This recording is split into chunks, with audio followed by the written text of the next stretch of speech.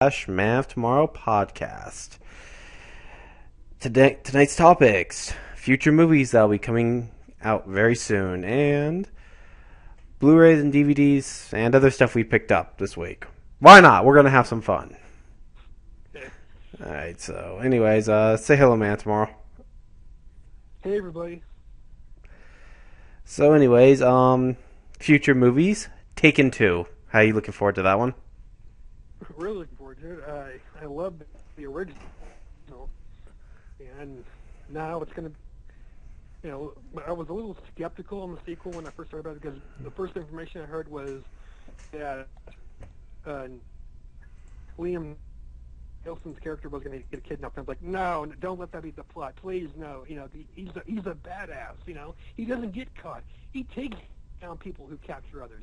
Then I saw the trailer and it's his ex-wife. Or maybe wife, that they might have gotten back together. I'm like, all right, good plot. And the daughter's involved, and it looks interesting.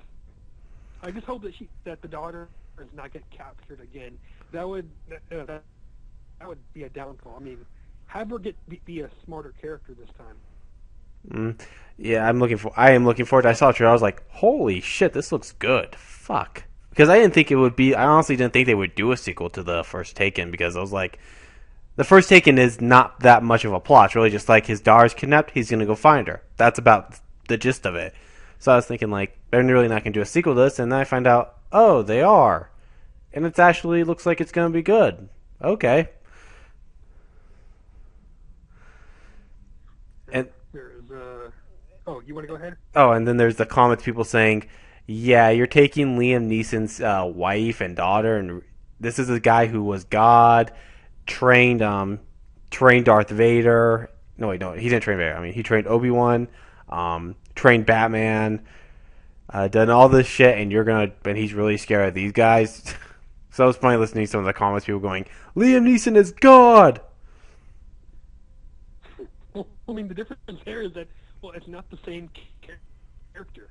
I mean, well, Liam Neeson played Qui-Gon Jinn, who was a mentor, so to speak. I mean, he broke the rules, so to speak, because of his point of view on how the council was running. And then there's Ra's al Ghul, who was just down evil.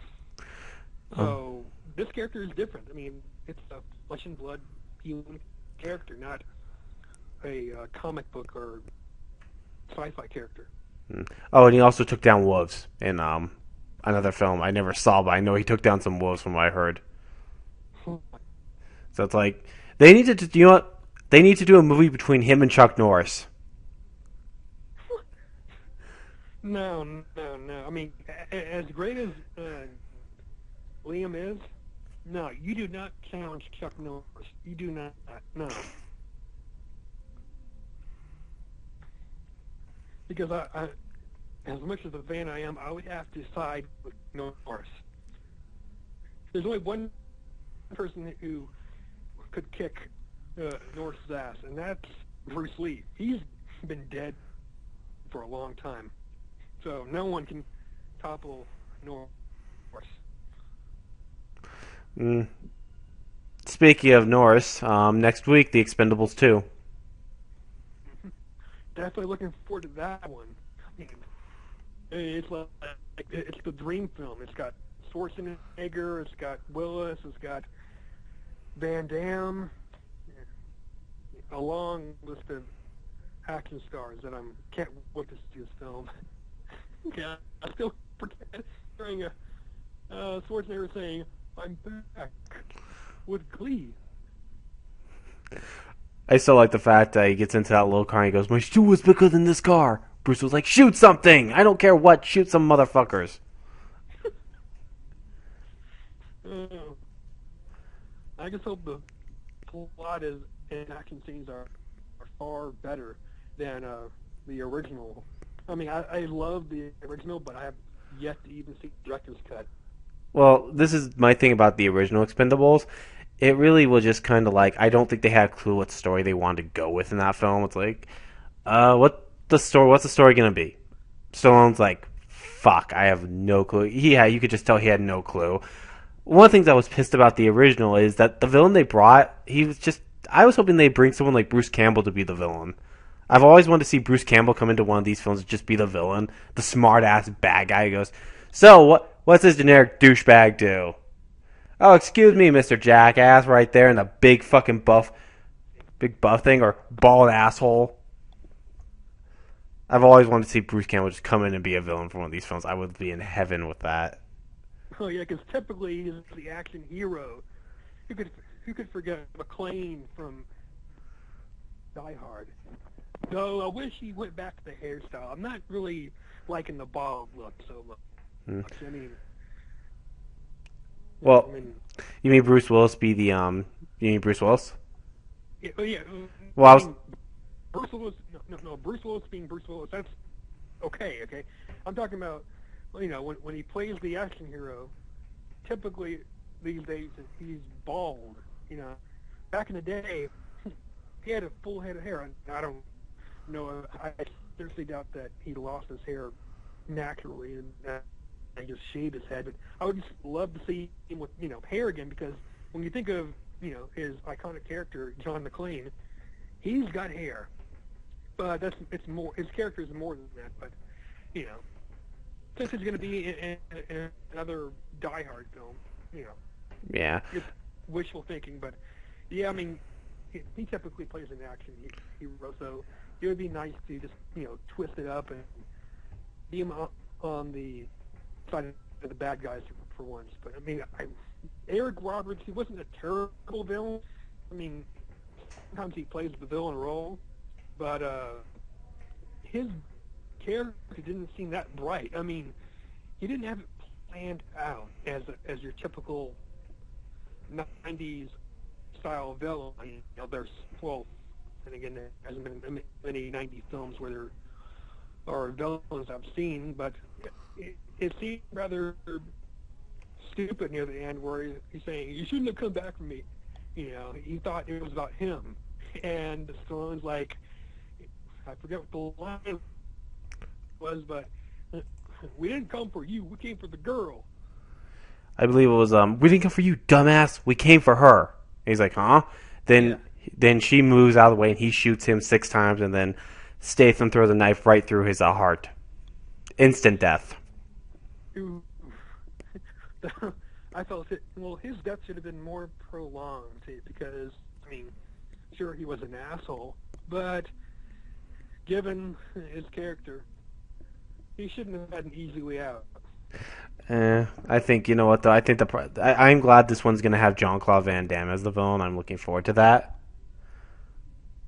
Yeah, because I've only seen him as a villain once, and it was a really cheesy villain. I mean, it was in that Bruce Lee knockoff, the spirit of Bruce Lee. He visits some kid he wants to train under Jeet Kune Do, and the Van Damme character plays a typical bully character where the hero has to overcome him in a final fight. But I mean, his character does look interesting as a more intelligent villain. When it comes to Van Damme, though, he's never been in any really successful films, or I can think of that's ever been really great with him. He's always been in mediocre action films. In fact, the only film I think he's done his best work in was Street Fighter the movie. Oh, yeah. Yeah, I mean, even though that film was horrible, it's 10 times better than Legacy of Chun-Li. Yeah. No offense to Kristen Krug, you're an okay actress, you're attractive, somewhat talented. I forgive her for Smallville. I mean, I don't blame her for Smallville because the writers, but, she didn't really pull off Chun-Li to me. I mean, does Chun-Li somebody instant death there? I don't know. In that film, though, there was a lot of problems. One of them was the fact the guy playing Major and Bison was terrible. It's like, I loved what's his name who played the original Bison in Street Fighter the movie. Oh crap! He played the guy in Adam Family, or the Adam Family, the father. Yeah. Gomez, I think. Yeah, he was I don't know his name. he was a great Bison. He was so over the top with the way he acted. I loved it. I loved his over the top act, his over the top, how over the top he was in the Street Fighter film. I thought that was just great to watch him be so over the top. And really, it was just fun to watch him be such an evil, great villain. And he was perfect as Bison.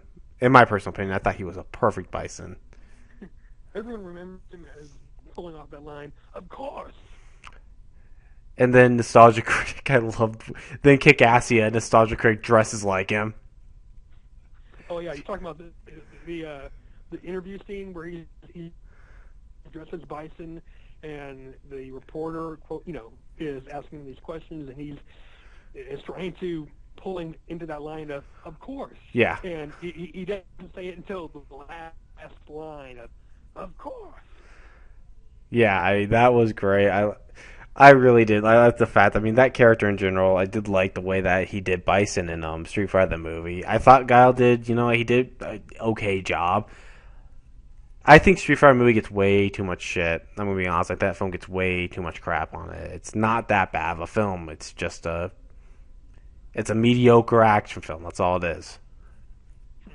I mean, at least they got some of the costumes right, but some of the characters weren't done right. Yeah. In that Ryu. Namely, yeah, or not so much Ryu, but Ken. Why would Ken want to steal, anything? I mean, he's a multi-billionaire.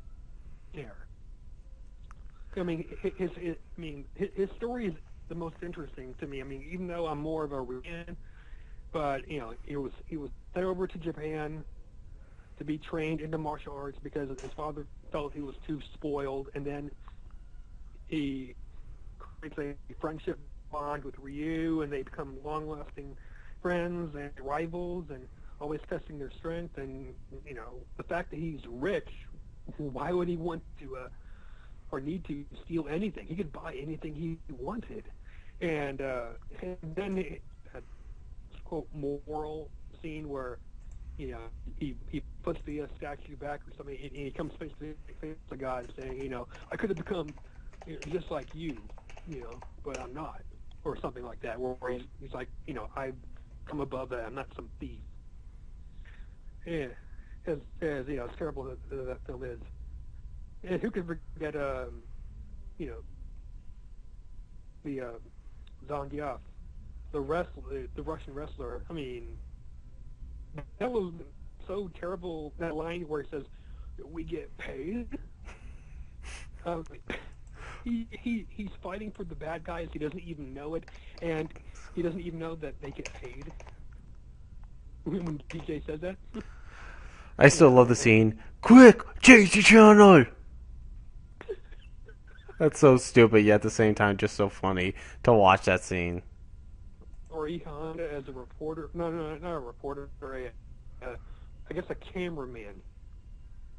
Or the fact that he would assume a wrestler and Balrog, a boxer, both working together with Chun-Li, who is a reporter, but in the games she's a Interpol agent. Why were they smoking when they did that? Because it's got its good points, it's got its really bad points, but still a hell of a lot better than Legend of Chun-Li. Unfortunately, I think anything at this point is better than Legend of Chun-Li. Yeah. No, wait. Nope, Dragon Ball Evolution still worse. Yeah, both of them are equally bad, in my opinion. Legend of Chun-Li, Evolution, tied.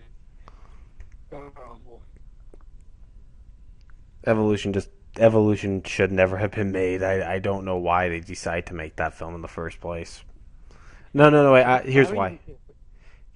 It's because they had Hollywood had a script ready to go, and then they realized, oh wait, we have the Dragon Ball franchise, don't we? Let's call it that. We'll make more money. That's.